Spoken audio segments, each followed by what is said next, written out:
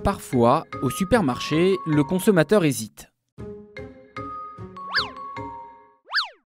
Par exemple, il peut se dire qu'au lieu d'acheter 2 paquets de gâteaux classiques à 2 € chacun, il peut n'en acheter qu'un seul, mais à 4 €. Pourquoi ? Parce qu'il le juge de meilleure qualité.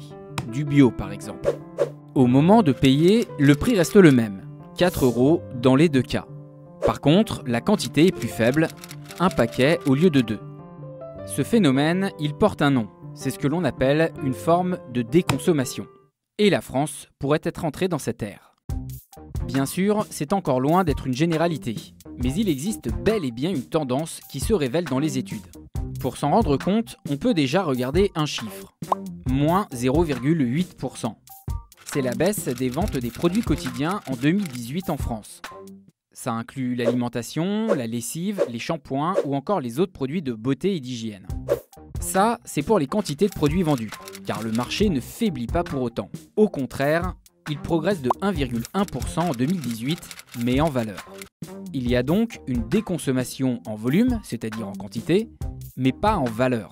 Autrement dit, les consommateurs achètent moins, alors que pourtant, ils dépensent davantage. Mais il existe d'autres formes de déconsommation. Par exemple, faire réparer un appareil électroménager plutôt que d'en racheter un neuf, ou encore acheter des produits d'occasion sur les sites de revente entre particuliers. Mais revenons au supermarché. Pour comprendre ce phénomène qui consiste à acheter moins mais mieux, il faut bien voir que ce sont les habitudes des consommateurs qui évoluent.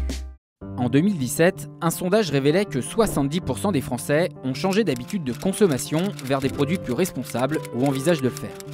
Et 69% des répondants se disaient prêts à payer plus cher pour permettre aux agriculteurs de bénéficier d'une meilleure rémunération.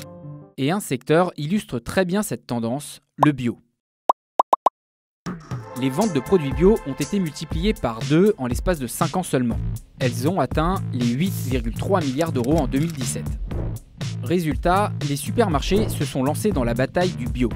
Non seulement en renforçant les rayons bio, mais également avec des magasins entièrement dédiés, comme Carrefour Bio, Leclerc avec les marchés bio, ou encore Monoprix qui a racheté Naturalia en 2008.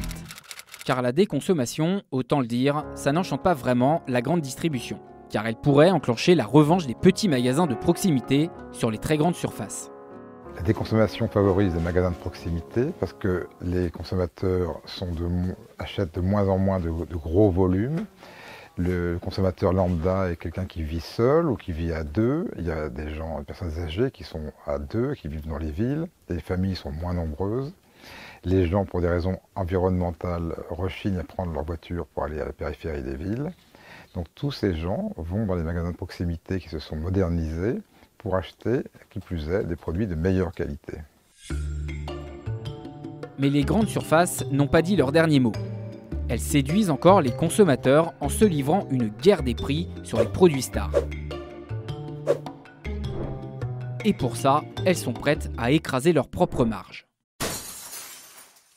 Mais les choses pourraient changer. Car en 2018, une loi a été votée.